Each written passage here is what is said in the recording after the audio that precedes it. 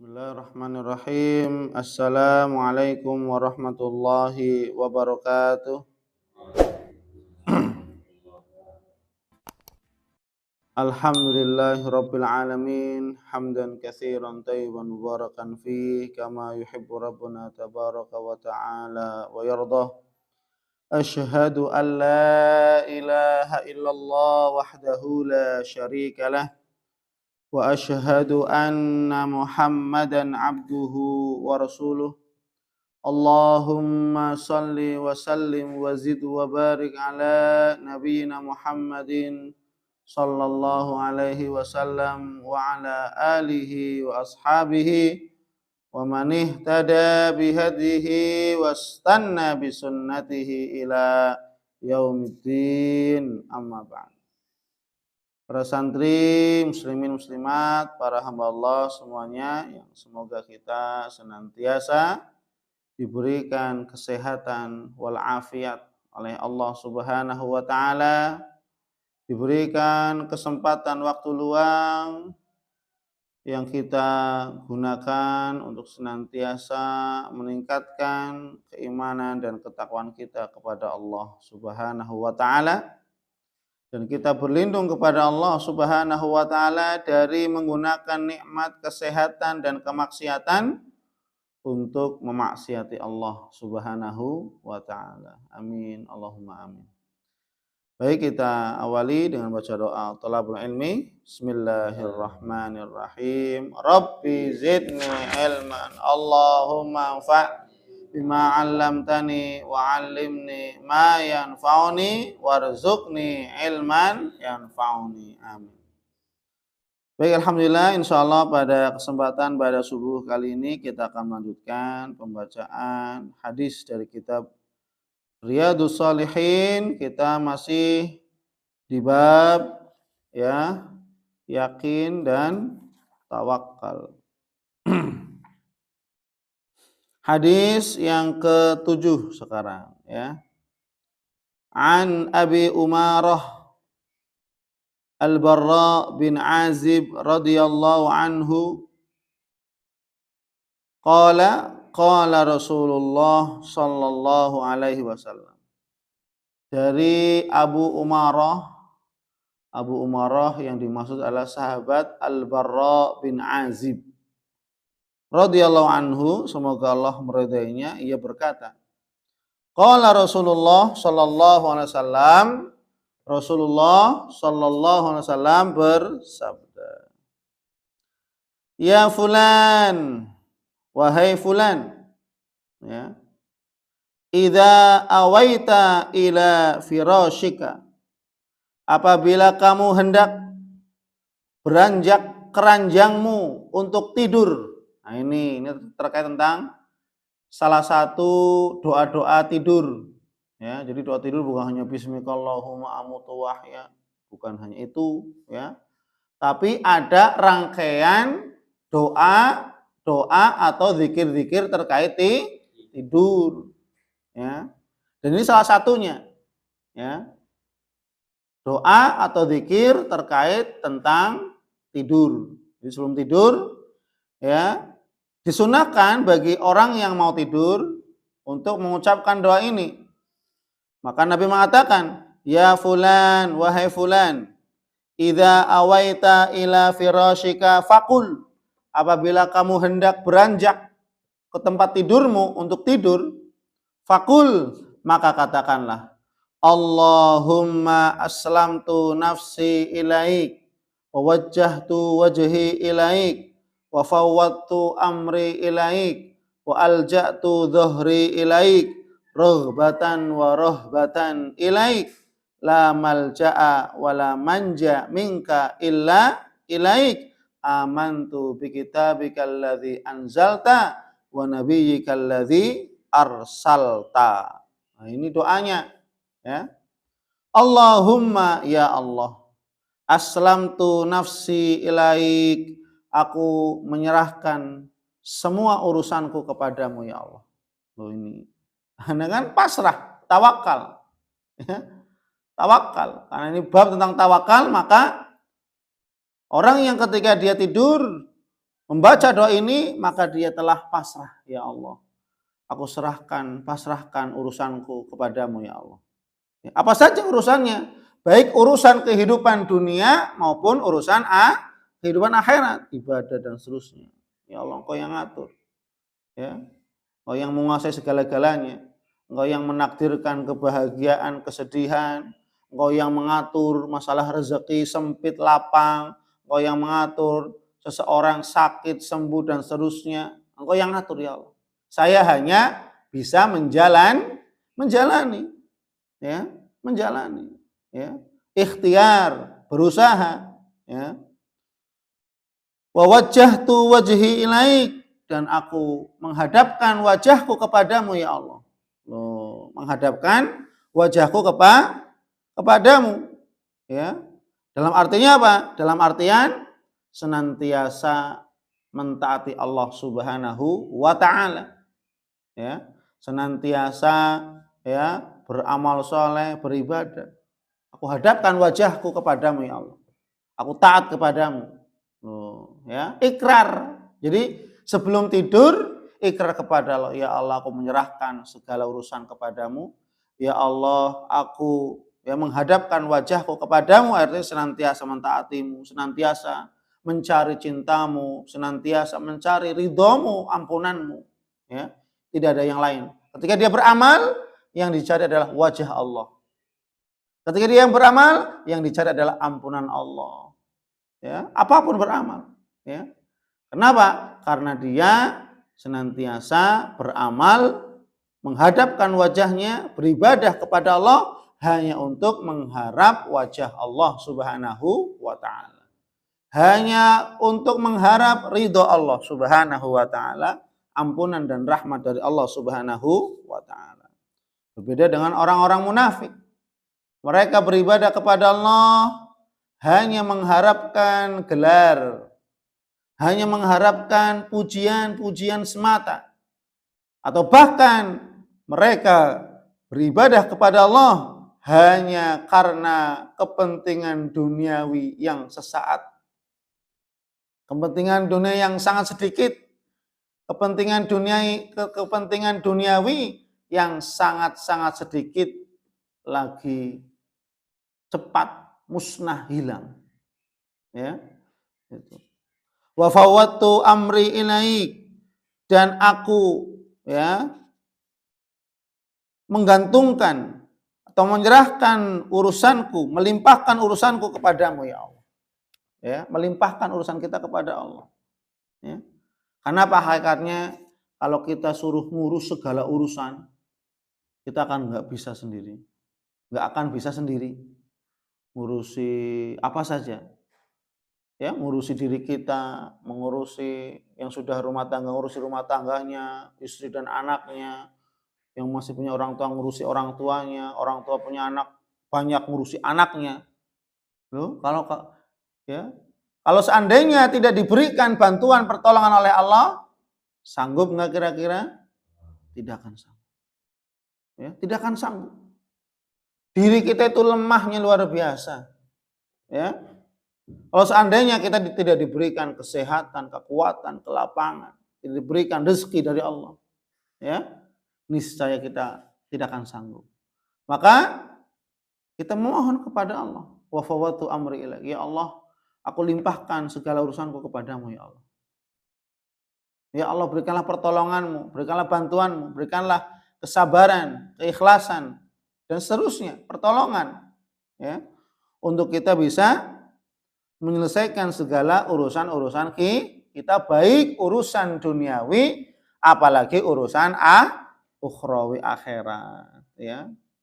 Makanya kan Nabi mengatakan dalam hadis yang lain, Allahumma a'inni ala dzikrika wa syukrika wa husni ibadati. Ya Allah, berikanlah pertolonganmu ala dzikrik, untuk aku bisa senantiasa mengingatmu, ya. Jadi mengingat Allah butuh pertolongan Allah. Ya.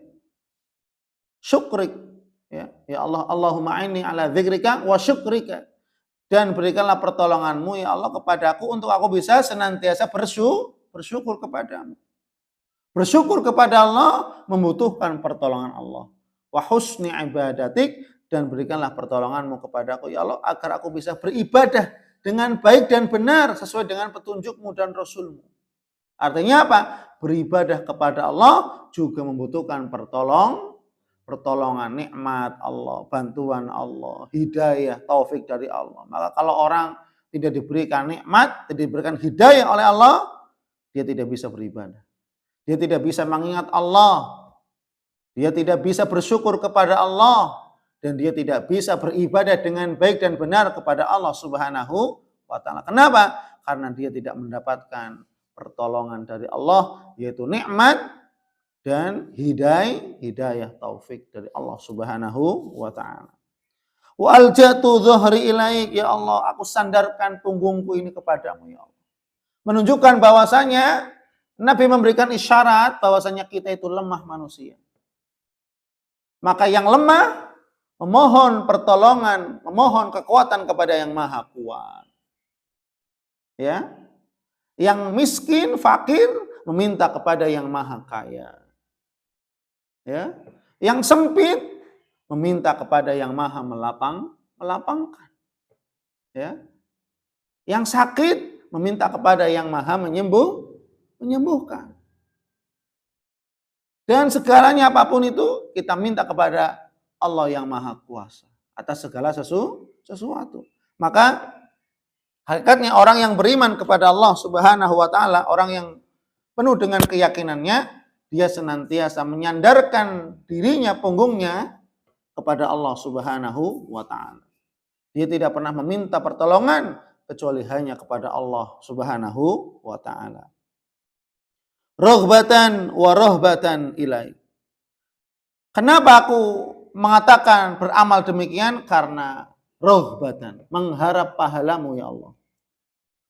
Wa rohbatan ilai, dan aku takut akan siksamu ya Allah. Loh, ini sifat orang beriman, yakin bahwasanya apa? Siapa yang beramal soleh, siapa yang beribadah kepada Allah, dia akan mendapatkan pahala. Dia akan mendapatkan balasan baik di dunia maupun di akhirat dengan kenikmatan. Dan sebaliknya barang siapa yang meninggalkan amal soleh, ya, tidak mau beribadah kepada Allah, tidak mau ruku sujud, tidak mau puasa, tidak mau ya zakat, infak, sedekah, tilawah Quran, tidak mau beribadah kepada Allah, maka dia akan mendapatkan siksaan dari Allah Subhanahu wa ta'ala. Maka ketika ditanya, kenapa kamu sholat? Karena saya ingin mendapatkan ibadah, mendapatkan pahala. Kenapa kamu sholat? Karena saya takut kepada siksaan Allah Subhanahu wa ta'ala. Ya. Kenapa kamu sholat? Karena saya cinta kepada Allah, cinta kepada Nabi, cinta kepada agama. Maka tiga ini yang disebut dengan pilar ubudiyah, tiang-tiang agama Islam. Yang pertama apa? Mahabbah, cinta karena Allah. Ibadah yang kita kerjakan harus didasari, dilandasi karena cinta kepada Allah dan Rasulnya. Jadi kita ditanya, kenapa kamu ngaji? Ya karena saya cinta kepada Allah dan Rasulnya. Kenapa kamu puasa? Ya karena saya cinta kepada Allah dan Rasulnya. Saya diperintahkan, maka orang yang mencintai sesuatu yang dicintai atau orang yang dicintai, dia akan apa? Menuruti apa yang diperintahkan. Allah menyuruh ini, ya kita kerjakan. Kenapa? Karena saya mencintai Allah dan Rasulnya. Kenapa kamu sholat? Kenapa kamu beribadah? Karena saya mengharap. Roja ini namanya.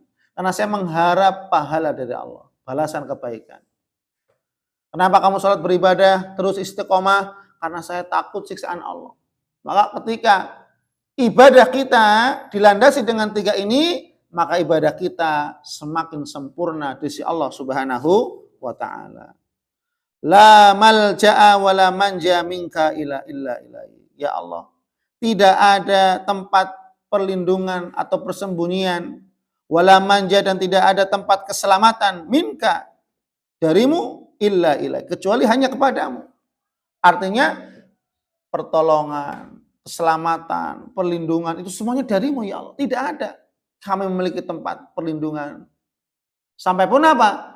Kita tidak bisa menyelamatkan diri kita dari sakaratul maut. Kita tidak bisa menyelamatkan rasa sakit kita. Kita pengen sembuh seketika, bisa enggak? Enggak bisa. Allah yang menghendaki kesembuhan. Ketika kita ditimpa kesempitan, kita pengen langsung lapang, tidak bisa. Allah yang memberikan kelapangan. Kapan itu kelapangan akan datang? Selama kita senantiasa berikhtiar kepada Allah Subhanahu wa Ta'ala dan bersabar. Ya. Bisa nggak kita merubah yang tadinya sakit jadi sembuh seketika? Nggak bisa. Yang tadinya sempit rezekinya kemudian langsung seketika jadi lapang? Tidak bisa.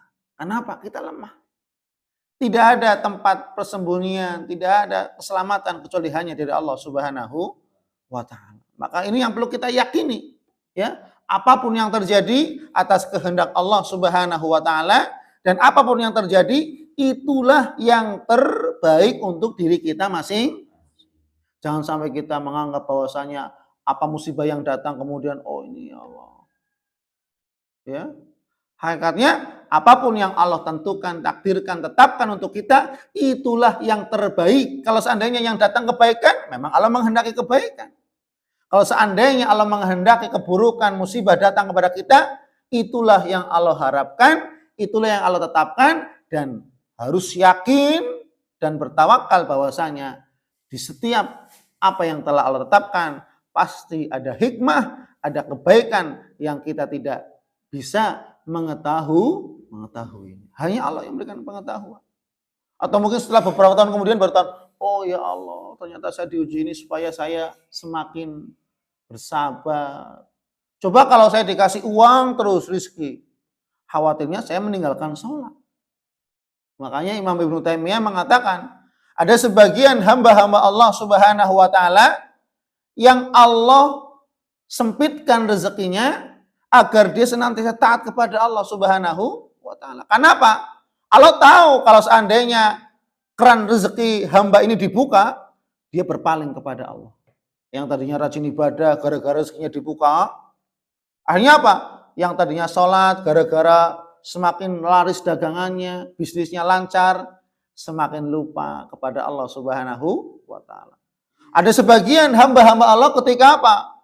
Diberikan rezeki malah semakin taat kepada Allah Subhanahu wa Ta'ala dengan rezekinya tadi. Jadi Allah tuh Maha tahu. Maka kita harus senantiasa husnudzon kepada Allah Subhanahu wa Ta'ala. Kalau seandainya orang ini diberikan kesembuhan, khawatirnya malah semakin bermaksiat. Allah tahu ini.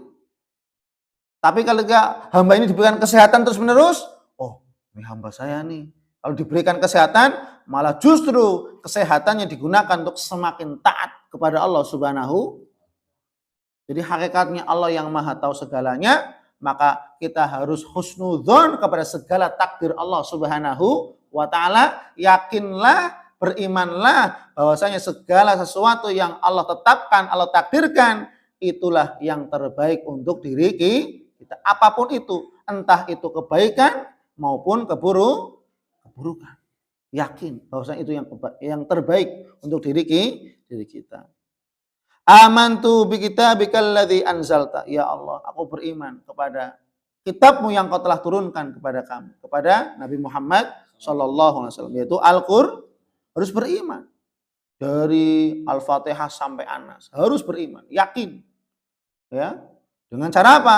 Wujud iman kepada Al-Qur'an, mentadabburi, mengkaji, membaca Al-Qur'an setiap hari, menghafalkannya dan mengamalkan. Ini wujud iman kepada Al-Qur'an. Wujud iman kepada Al-Qur'an bukan hanya sekedar ya dipajang beli, enggak. Dibaca, ditadabburi, dikaji, disampaikan, diajarkan, dihafalkan, dimurojaah, dan yang paling utama adalah mengamalkan. Wa nabiyyikal ladzi arsalta, dan aku beriman kepada nabimu. Itu maksudnya siapa? Nabi Muhammad sallallahu alaihi wasallam, alladzi arsalta, yang telah kau utus ya Allah. Jadi harus beriman kepada Rasulullah sallallahu alaihi wasallam.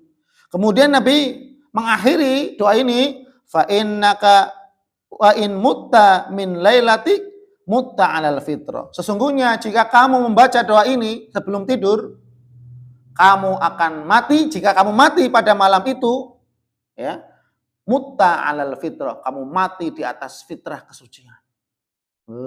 Ya. Barang siapa yang membaca doa ini sebelum tidur, ketika dia mati pagi harinya, gitu ya, malamnya kan baca doa ini, kemudian ketika ini kok nggak bangun lagi, artinya memang tidur itu langsung terus gitu ya, mati. Maka apa?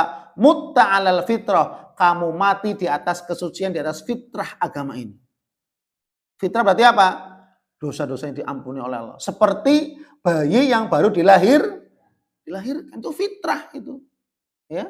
Makanya saya sering berpesan, apalagi para santri itu sering doa ini, baca doa ini, mengamalkan ya, bukan hanya dihafal, tapi diamalkan. Wa in asbahta khairan. Dan jika engkau misalkan terbangun ketika pagi hari ya, diberikan umur oleh Allah, asbahta ala khair, ya. Maka apa? Engkau pagi hari itu mendapatkan kebaikan dari Allah Subhanahu wa taala. Maka hidup itu bukan untuk senang-senang, bukan untuk hanya sekedar foya-foya, tapi hidup untuk berkorban, hidup untuk berjuang, untuk menolong, untuk memuliakan orang tua, untuk ya terus beramal soleh, beribadah kepada Allah, berjihad untuk Allah Subhanahu wa taala, ya. Wallahu a'lam bishawab. Semoga bermanfaat. Subhanakallahumma bihamdik asyhadu an la ilaha illa anta astaghfiruka wa atubu ilaik. Wa afu minkum. Wassalamualaikum warahmatullahi wabarakatuh.